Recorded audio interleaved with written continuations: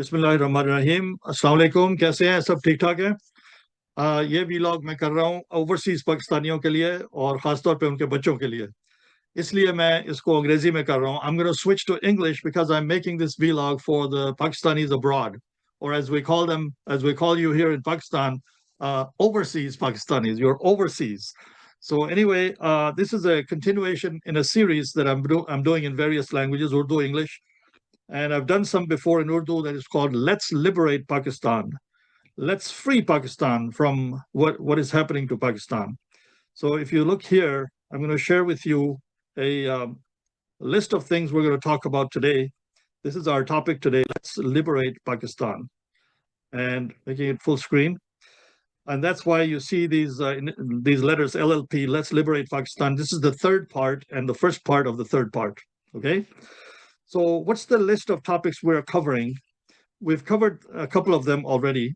And now this is the one we're doing, overseas operations. In other words, you will not be involved in anything physical, like going out for a protest and confronting police in it. That I've covered in second, how to confront police and how to prevent arrest. So in this one, I'm just going to show you how you're going to become active politically and work for human rights in Pakistan. And in order to understand what's going on, I will refer to a very interesting clip that was aired on a vlog by Syed Haider Mehdi. And in this vlog, he had a guest named Noam Chomsky. Professor Noam Chomsky is one of the leading authorities in what's happening in the world.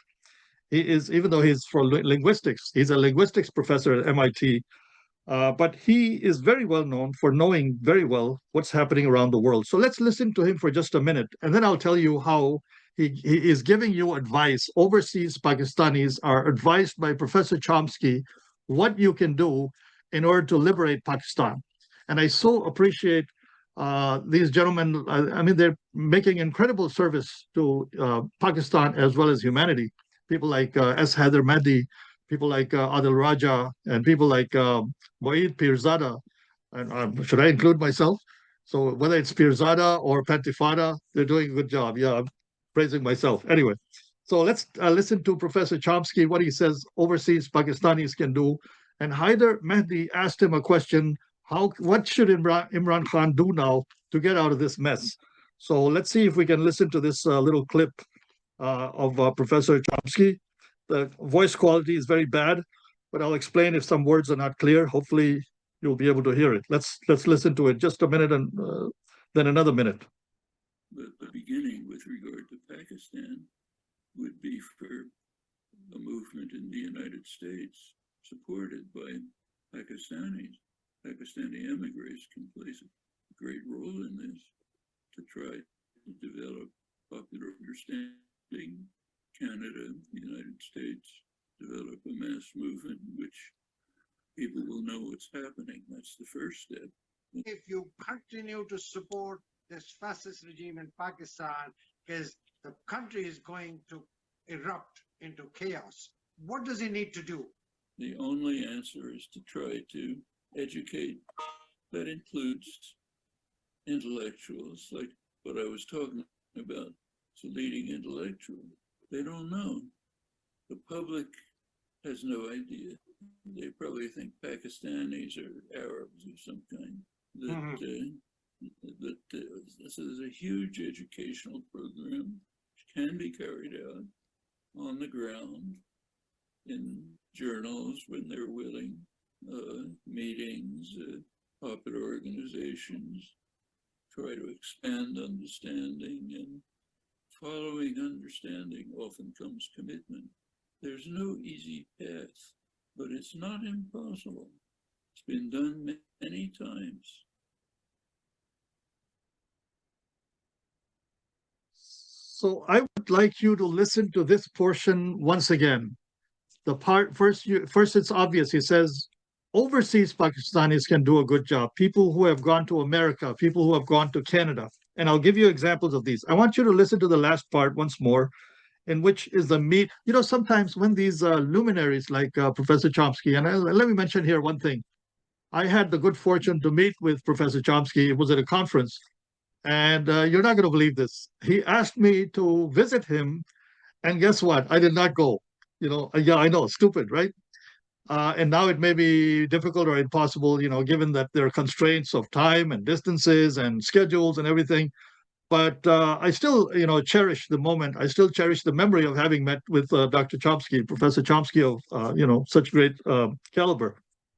But listen to this last portion that he said. And, sometimes even the vloggers who are interviewing them miss the crux of the moment when they say the thing that you should really take that meat of the interview, which gives you the message that this is what you need to do in order to be successful. So let's listen to that portion again that Professor Chomsky gave us very clearly. It's like a protocol of what to do. So it's around here. I'll replay that portion, what the Pakistanis can do. Pakistanis or Arabs of some kind. That this is a huge educational program which can be carried out on the ground in journals when they're willing, meetings, popular organizations, try to expand them. I hope you didn't miss that.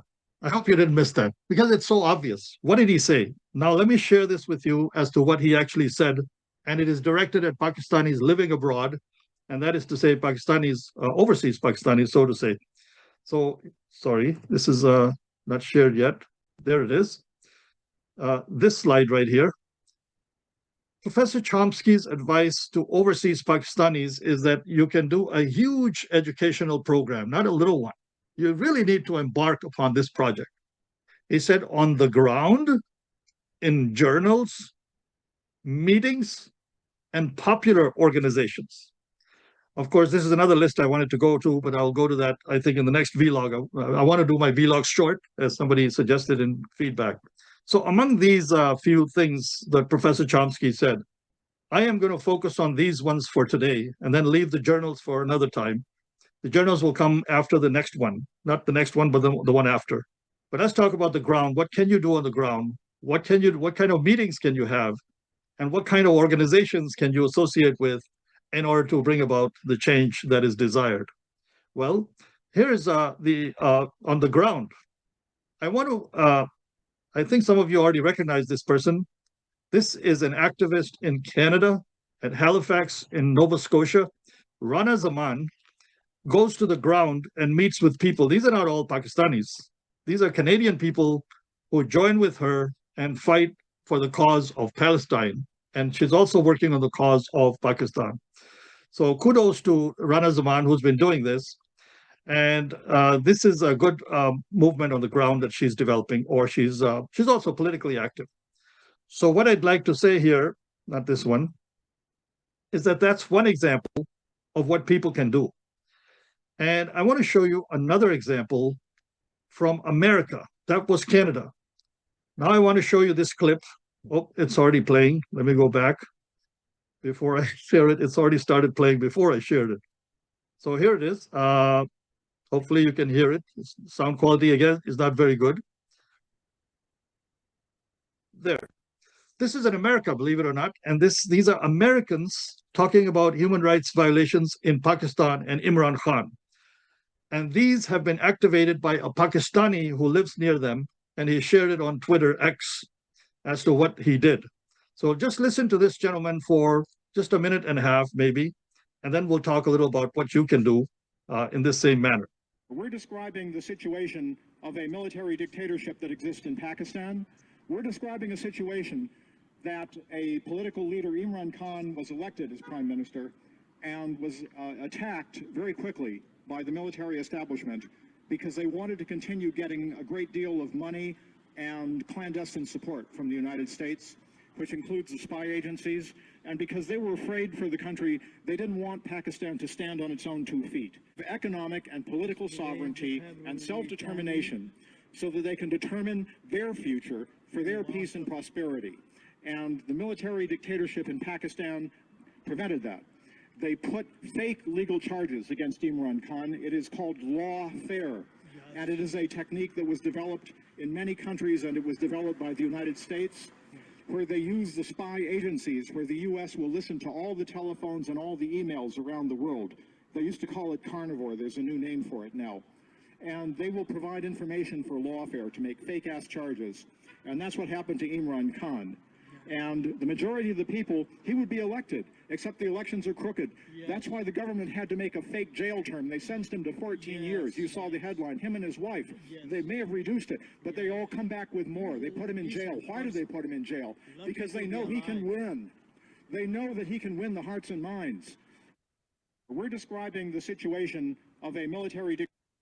Oh, sorry, that's playing again. So as you heard, these are American people protesting in America, protesting what? The actions of the Pakistan government. This is how message spreads around the world. This is how you can spread the message to places where it matters. You know, these generals may be tough, you know, in their own territory.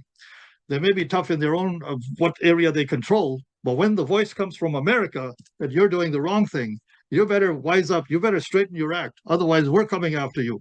We know what you're doing. We see you. That's the approach that you need to take. You need to gather people around the world, wherever you live. You need to include Australians, New Zealanders, British, Canadians, Americans, especially those who speak English, because that's the other language that Pakistanis speak. They don't speak many other languages. And if you speak Arabic, if you're in places like Dubai, which is another trouble spot, because that's where, unfortunately, Arshad Sharif, the journalist, was sent to Kenya from.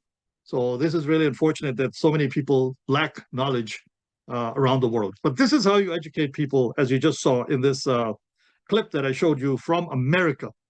So what Professor Chomsky told Haider Mehdi, and Haider Mehdi, I didn't see him emphasize this, but I'm going to urge him and other vloggers, leaders of the nation who are living abroad, to emphasize this among their people. On the ground, in meetings, and in journals. And another thing he said was popular organizations. So what are these popular organizations that we can team up with in order to raise awareness about the human rights violations that are going on in Pakistan, the horrible travesty of justice that is taking place in Pakistan? Well, these human rights organizations include one that is known as Amnesty International. Let me show you their website. I'm going to share with you the website of Amnesty International and what you can do with Amnesty International. This is a human rights organization. You can see their website here. They've highlighted Israel as the main issue. They have done some work on Pakistan already. The problem with these organizations, unfortunately, is that they become active a little late when the injustice has already happened. That's where you come in. You need to be a part of these organizations. You need to be members of these organizations. By you, I mean overseas Pakistanis and your children, especially because they speak the language. They speak English like the Americans speak. You may not be able to participate as well, but urge your children to do it. So let's go down, let's scroll down in this. Now, one thing you'll encounter, this will also be training for your children. They'll come across societal differences from what they're used to, from what they've been raised in. There's a lot of emphasis in Amnesty about LGBT and other such things. So they are talking about a very wide agenda. So you can learn how to focus on your own part of the agenda, the part that that matters to you more. So there are all kinds of agenda items that they have, and they also tell you how to get involved. Who are they? What do we do? What do they do? And how you can get involved. They will tell you many different ways to get involved. I'm going to narrow it down for you to make it easy for you how to get involved with Amnesty International. There's one activity called Amnesty groups.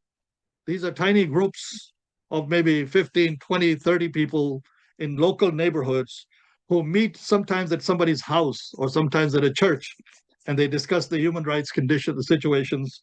They usually pick a few items, like 3 or 4 items on their agenda. So let's say they'll talk about Pakistan, they'll have an expert for Turkey, they'll have an expert of Saudi Arabia or somewhere else where human rights violations are going on. And then you can have this conversation. If you do, I'll show you how to find your group in your local area. But if you do not have a group, you can start a group. This is a PDF file you can download.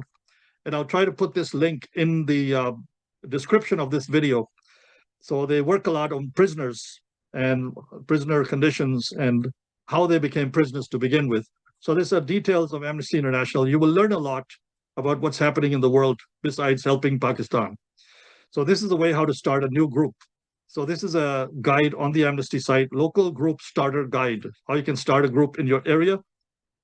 These are the requirements, and then how to get approval for a group. And then you start talking about what's happening to Pakistan. If you don't know that there's a group in your area, this is the website to use. This is for the UK. This is where the Amnesty International started.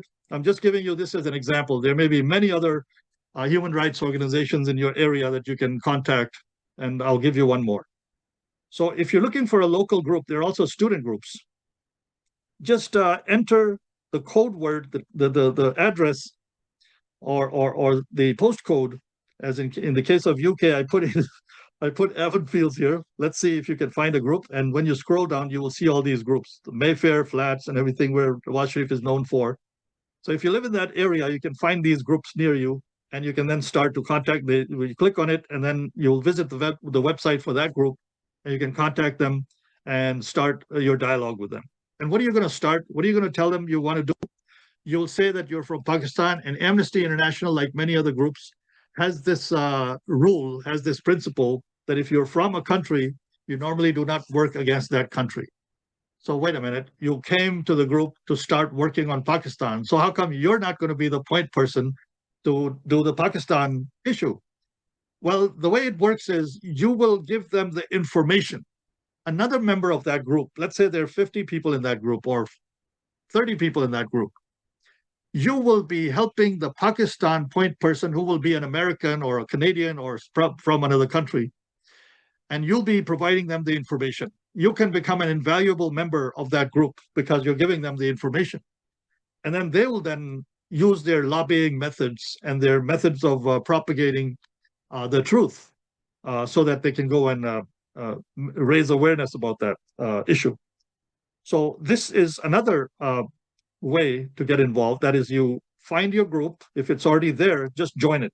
If it's not there, you form your group. So as I was showing you these websites, oh, where did this go? You can also look for a student group. So this is how you find your student group. You look for your university, in which university you are, or a university near you, and then you can go and join that group. There is another group that is called the Human Rights Watch. The Human Rights Watch has councils. So in the area that you are, you click on that and then start to search for the area nearest you where you can participate in human rights activities. So one of the things I wanted to mention here, I mean, my vlogs are not analytical. They're not, to educate people about the general stuff. These are practical. I'm telling you what to do. A lot of vlogs I listen to are wonderful. There are a lot of good content. They cover a lot of good content.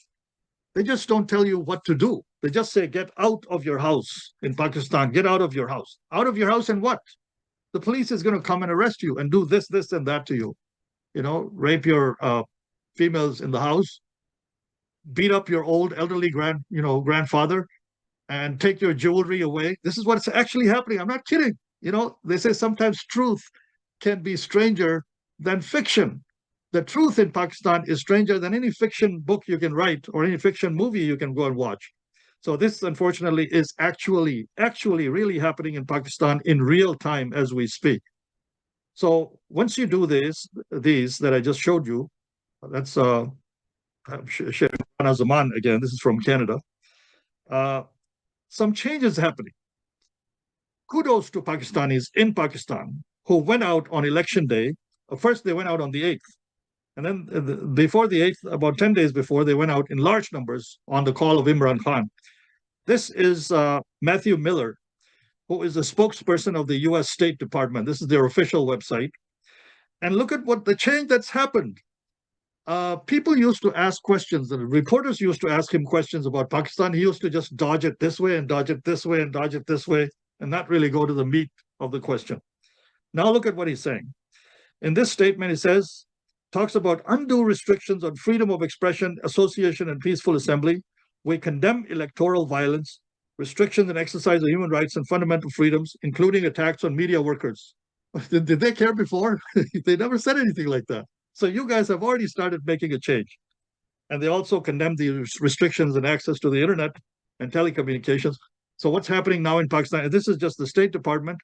There's also been, the Foreign Relations Committee was asked by a reporter from The Intercept, Ryan Grimm, very competent reporter. I have to give kudos to this reporter. He asks questions, really tough questions. And I think he probably, I was joking in a tweet, that he probably lives rent-free in the minds of these people, because they're probably always thinking of him. Oh my God, we have to go to this press conference and we're going to have to face him, Ryan Grimm. So this Ben Cardin is the senator. These are Democrats now we're talking about, Biden's people. They're now starting to say that Pakistan, the electoral process this week, what happened over there, these long overdue elections were sadly overshadowed by actions that prevented the meaningful participation of all political parties and candidates. Obviously, PTI was not participating. And even though they did not participate, they kicked their rear end worse than anything they've faced before. That is the Patwaris, as they call them. You'll start to learn this terminology, Patwaris. Patwaris are the oppressors right now in Pakistan. So anyway, these are some of the things I wanted to tell you. So Professor Chomsky's message again was to do actions for overseas Pakistanis who are living in Canada, Arab countries or English-speaking countries. You can make connections there with the local people, so they will start to spread the message of Imran Khan and get him released. So one of the things that Professor Chomsky said is to go to the ground. I showed you examples of people going to the ground in America and in Canada. The second thing is join meetings. I just showed you how to go to meetings of Amnesty International and other human rights organizations. The third thing he said was, of course, journals. We're going to go to journals later, how to deal with the media. I'm going to explain that to you. And then he also said one of the things to do is to, popular organizations. So these popular organizations I already mentioned are Amnesty International and stuff like that. Meanwhile, some of you are curious and you blame me for not going to the meat of the issue. I have promised you that I have a method in which you can do civil disobedience of a really novel nature, in which I have an idea of shutting down Pakistan's systems that can be done by people. If you go, I just need a few people, if they can go to various locations.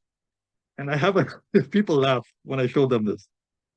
I have something in this bag that I'm not showing what it is, but this brown bag contains the thing that that's all you need to shut down much of Pakistan. And you don't even need to carry it in a bag, because this will be suspicious now. Imagine if you're holding a bag like this in Pakistan, you're walking like this. The police is going to say, hey, we saw that on video. Pantifada was saying that this is what you're going to use to do your civil disobedience. So no, you don't have to carry it there. It's already there. The government has already provided the materials. It's free of charge. You're not going to have to pay a single, penny from your pocket. If you have, this is obviously doesn't apply to you because you're overseas, and I'm doing this for overseas. But for people in Pakistan, tell them a method exists. If enough of you are willing to participate, then Pantifada, that is this person representing Pantifada, will release that plan. And the plan will only take to execute the plan, if it's done correctly, if it's synchronized, it can take 10 minutes.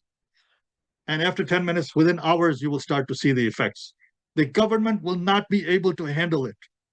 And I was joking in the last vlog that, well, I was not joking, I was actually saying it in terms of effect of the plan will be greater than its potential energy will be greater than the energy released in the Hiroshima bomb that was dropped by the United States on Japan. So one of the commenters wrote, wait, did I read this correctly? Are you saying that you're training people to explode something that has a potential energy higher than the Hiroshima bomb? Well, well, not literally. That was just a figure of speech. It is only in what I sometimes refer to IEUs. What is an IEU? The impact equivalence unit. The impact equivalence units, in terms of that, it will be equivalent to that. If enough people come out and they do this, you don't have to face the police. The chances of arrest are minimal, next to nothing, and you can get it accomplished really, really quickly. But it is technical, so I'll have to explain it to you. So the person who said, are you going to explode something? No, we're not using any explosives, let alone fissionable material like you thought. So we're not using uranium, we're not using plutonium or even explosive material. So it's going to be totally peaceful. Nobody's going to get hurt, but lives of people are going to be stopped, and they're going to feel miserable for several days when they face these outages, they face these problems. Okay, so what I'm doing is I'm going to end this vlog here in the hope that you will watch it, and not just watch it. Don't be selfish. Don't be selfish with it. Spread the word among other people as far as you can. Spread it on Twitter and spread it on the other social media channels, which are still free, because a lot of them are being censored. All right. Thank you very much.